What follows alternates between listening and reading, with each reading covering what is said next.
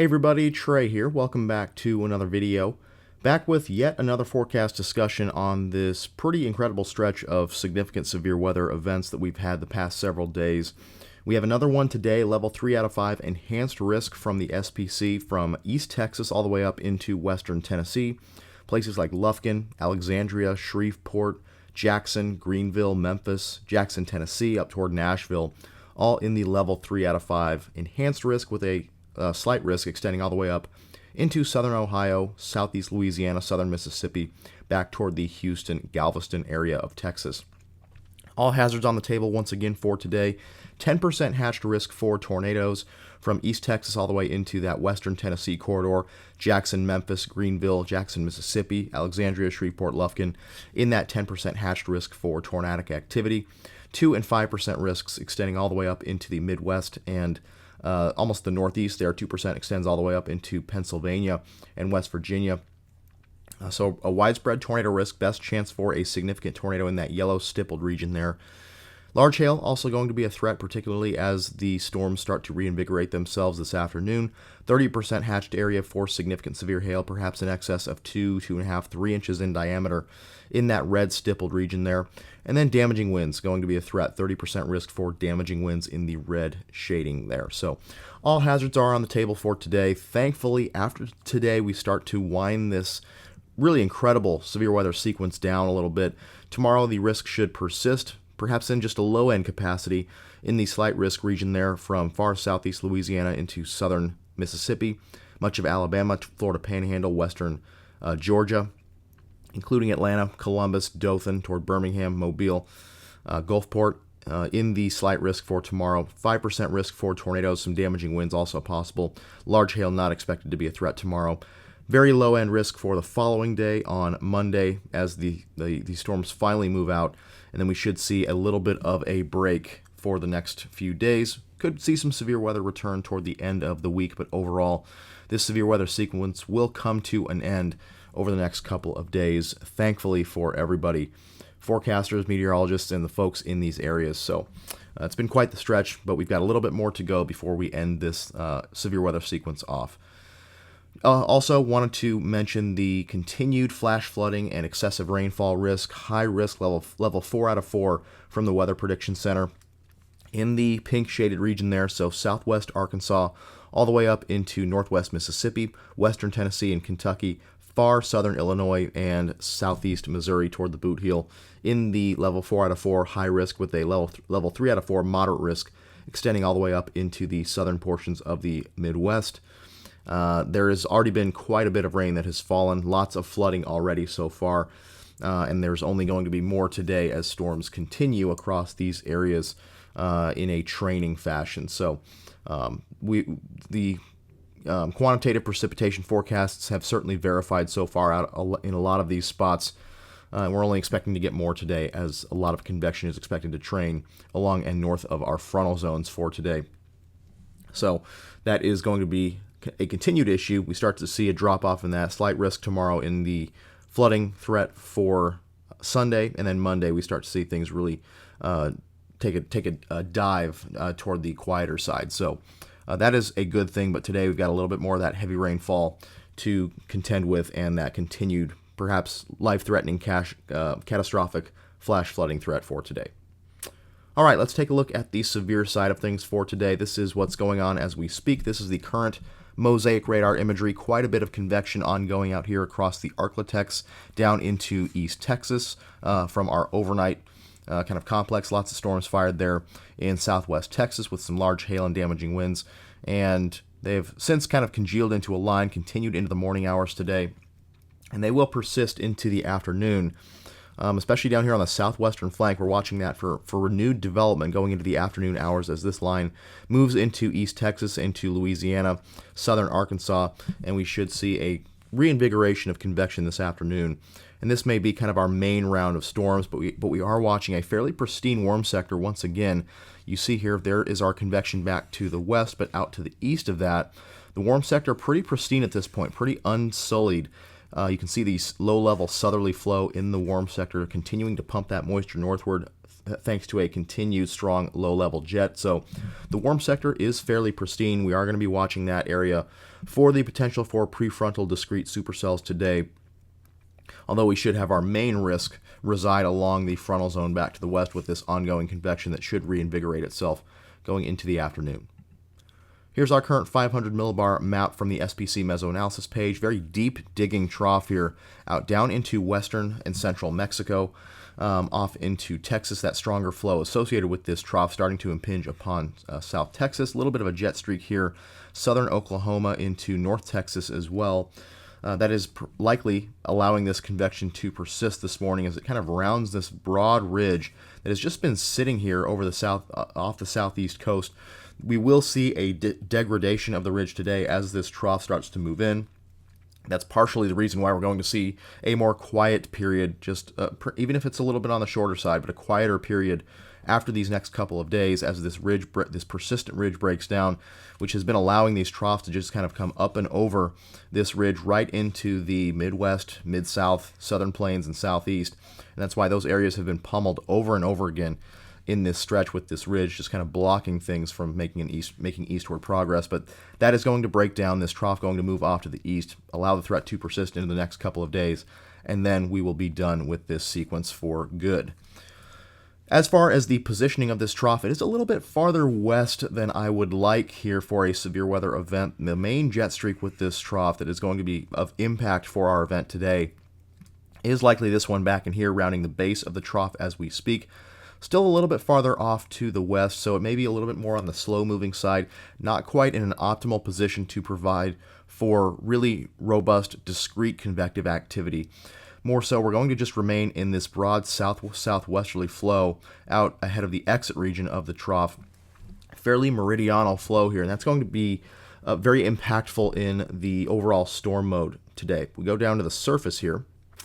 This is our surface map at this point. Perhaps a little bit of a secondary low center right in there, but overall our cold front that we've been seeing, this frontal zone that we've just had kind of stalled out across these areas for the last several days, kind of just draped right in here once again through East Texas, Southern Arkansas, Northwest Louisiana, and that's going to be our main band of storms. And you can already see how that fairly meridional flow is very parallel to our initiating boundary here. This frontal zone going to be our initiating boundary for today's setup.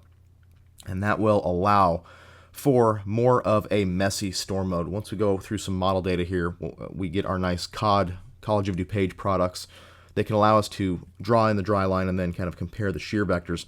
We will get a better look at this, but overall, this is going to lead to a more meridional type of component to the flow with respect to the initiating boundary to allow for more of a messy storm mode back along the frontal zone. Again, we are watching the open warm sector well out ahead of the front to allow for some open warm sector discrete supercells. The forcing over the warm sector perhaps slightly in question, although we'll have fairly weak capping and strong warm advection to allow storms to go with some stronger flow aloft. So there should be enough to support supercell development in the open warm sector. That may tend to be a little bit more messy as well, given somewhat unfocused features over the warm sector. But overall, that would be our best shot for any really mischievous storms out in this particular setup. Low-level jet has remained strong as well, 850 millibar flow in that 40, 45, 50 plus knot range here out from the mid-south all the way down into South Texas, into the Gulf. Very strong southerly flow here continues, allowing that low-level shear to remain strong and allowing that low-level warm advection to remain persistent as well. Here is our raw surface data. Let me expand that a little bit for you. So let's draw in our frontal zone here. We can see the wind shift, northerly winds across much of the southern plains here into Texas, up into Missouri, with more southerly flow out to the south of that boundary. So clear wind shift, clear temperature gradient, temperatures in the 70s to the south of the front, in the 40s and 50s out here. It's very cold, rainy, and windy here out in Norman behind this surface low and frontal zone. So let's draw in our front here. It looks like it's going to be somewhere in this vicinity here, right through the wind shift down into East Texas there, Southeast Texas. So that looks to be our frontal zone right in there. So that's going to be our main initiating boundary for storms. You can see it extends all the way up here into the mid-south with robust moisture down to the warm side of that front. So that's why we have that threat for severe weather that's going to extend all the way up into the Midwest and perhaps even up in toward that Pennsylvania, West Virginia vicinity, as this front is quite expansive, with an expansive warm sector to the south of the front. Down here in our main area of interest, we have quite a juicy air mass here. Temperatures in the mid to upper 70s, dew points in the upper 60s to low 70s out across southeast Texas, Louisiana, Mississippi, southern Arkansas, into Alabama and Tennessee. Out on the warm side of this front, nice southerly flow here out across the warm sector. So we have a nice robust air mass to work with out ahead of this front. This front should continue to sag off to the east with time here as the trough starts to move in. Probably won't see a ton of movement during the day as the forcing kind of lags back to the west a little bit, but once that trough really ejects into the southern plains, we will start to see this trough push off, or this front, push off to the east. And at that point, we'll see kind of even more evidence to support more of a linear, more messy storm mode as things kind of congeal into the afternoon and evening hours today. A couple of observed soundings for us here. This is the Shreveport observed sounding at 12Z. Deep moisture here, that deep moist layer extending up above about 800 millibars or so, beneath somewhat of a limited capping inversion. Slight evidence of an elevated mixed layer here. Very shallow layer, but of steep lapse rates there, just above 700 millibars. Not a ton of capping to speak of, however, so that is going to lead to perhaps fairly early initiation in this event. As the trough moves in, we'll see a little bit of ascent start to overspread the region. Even if the main crux of the ascent stays back to the west a little bit, we will see that the ascent start to overspread the region, perhaps cool and lift this capping inversion just a little bit to destabilize us fully, really within the next few hours here during the late morning to early afternoon. Plenty of instability already in place, 1,800 joules per kilogram mixed layer CAPE, and a kinematic profile that would favor supercells and organized convection. Strong low-level shear, upwards of 350 meters squared per second squared effective storm relative helicity. Strong deep layer shear approaching 60 knots there with our effective bulk shear. So all signs point to a kinematic and thermodynamic environment that would continue to favor significant severe weather. The main question today, once again, is going to be storm mode and the degree of, number one, discrete activity in the open warm sector overall, and how much interaction will those storms have in a destructive sense? Will we just get those warm sector supercells to be a little bit on the messy side, just like the convection off to the west, or will we have some more discrete supercells? Any more discrete supercells today would be able to take advantage of this environment and produce significant, perhaps long-track tornadoes as well. Down here at Lake Charles, much of the same. Not quite as deep moisture, but still the profile is pretty much the same. Decent instability already in place, expected to increase into the afternoon with strong surface heating in the warm sector, continued warm moist advection, and a kinematic profile favorable for organized severe weather. All right, here is our 12Z NAM for today. 500 millibars. Here is our nice, robust, high amplitude trough. Going to continue to eject off to the east, and you see our main little jet streak here down rounding the base of the trough, still back off to the west here by 21Z. This is 4 p.m. So out here in the warm sector, we're getting kind of a glancing blow from just this broad south-southwesterly fetch of flow, kind of rounding the top of this ridge that remains in place off the southeast coast. So we should have enough strong flow aloft to initiate enough forcing to have enough forcing to initiate storms here. But mostly, again, that flow in the mid and upper levels here is very much meridional, very much south to north, which will parallel our initiating boundary, which is the frontal zone, which should lead to a more messy storm mode here. That trough continues to move off to the east as we go into the nighttime hours tonight. The forcing really moves in by the late night hours, so we should see a continuation of that squall line and that QLCS into the southeast going into tomorrow. Continued severe threat tomorrow in that slight risk as the forcing moves off into that region, allowing the squall line to persist into the day on Sunday. Here's our surface map. There you see our frontal zone. Weak surface low up here in the Great Lakes. Frontal zone draped down to the south, out across, all the way down into East Texas.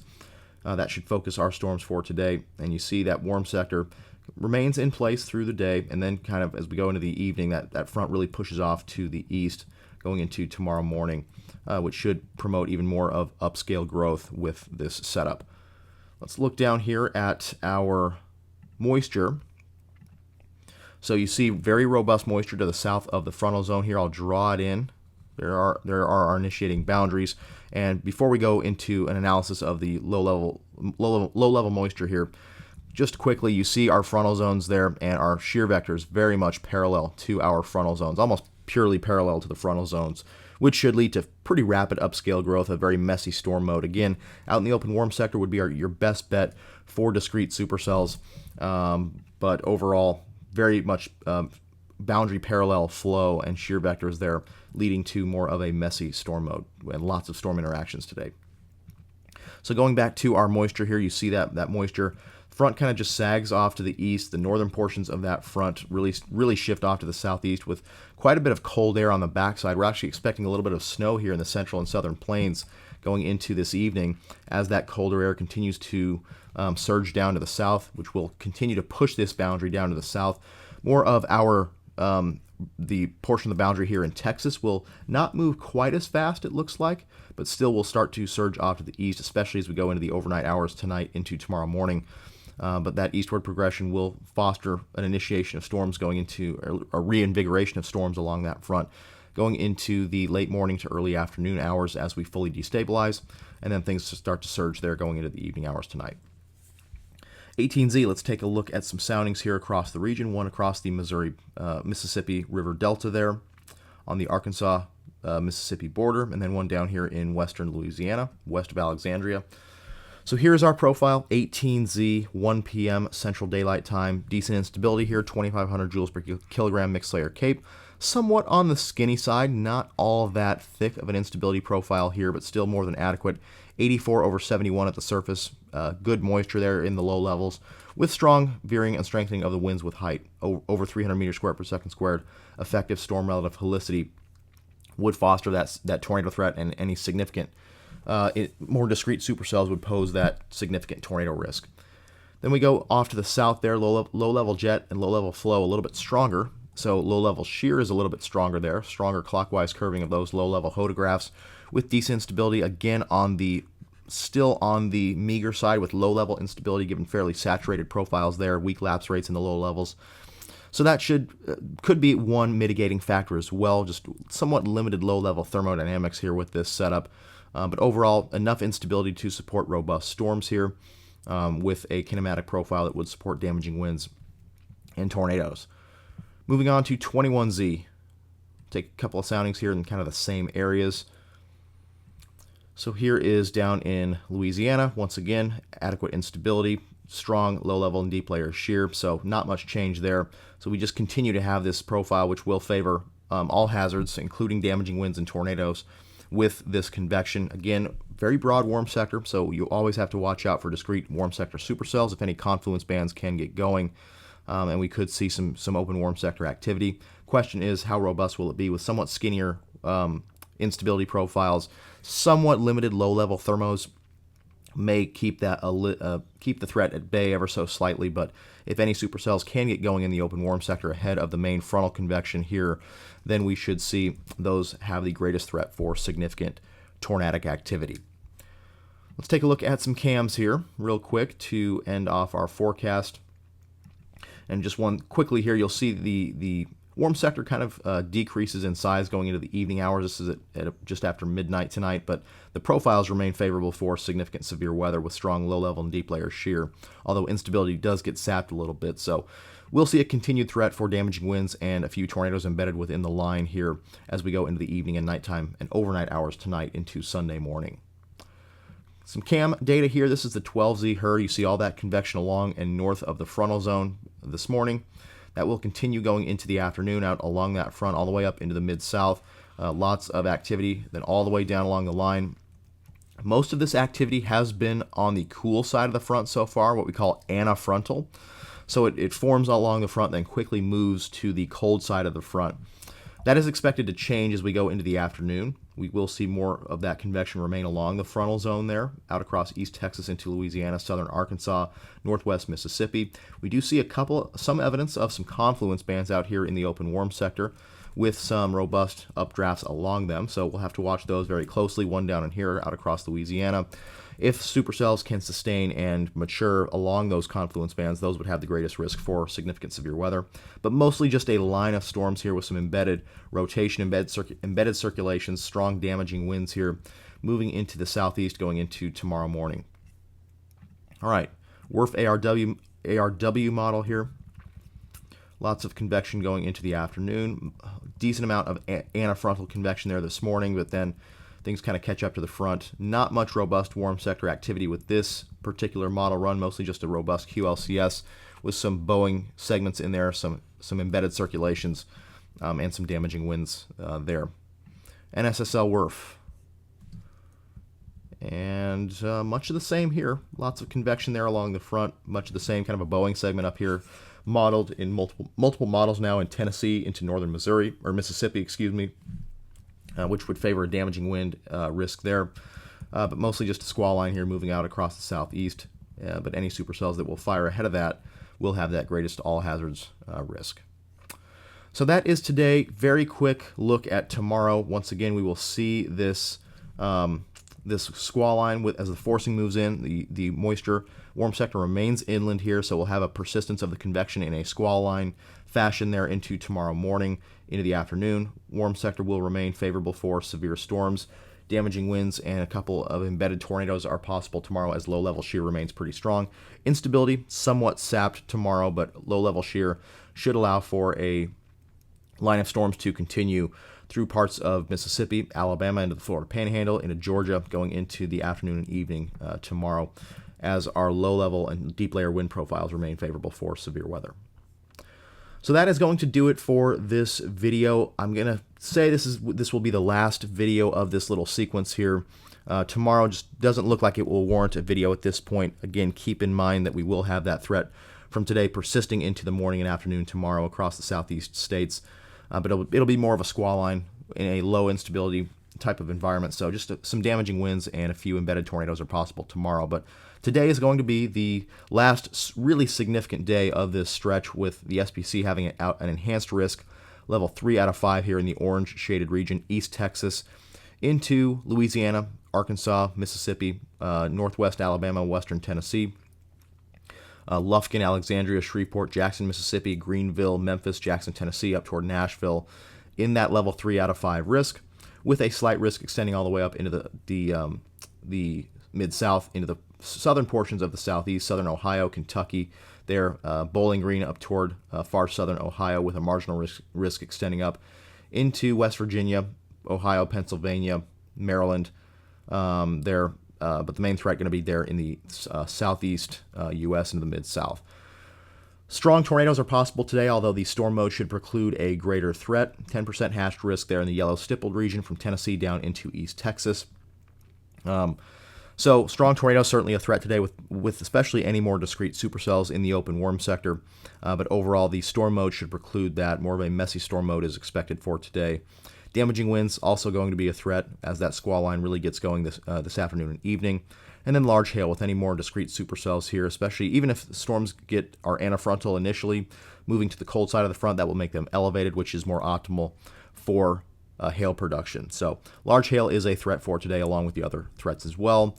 Threat shifts into the southeast tomorrow. Slight risk, level 2 out of 5 across parts of southeast Louisiana, southeast Mississippi, Alabama, Georgia, Florida Panhandle, as the squall line will continue into tomorrow with a tornado and damaging wind risk. So that's going to do it for this video. We're almost done with this stretch today. We just have to get through today's severe weather, today's flash flooding risk as well, still elevated before things kind of taper off tomorrow into the early portion of next week.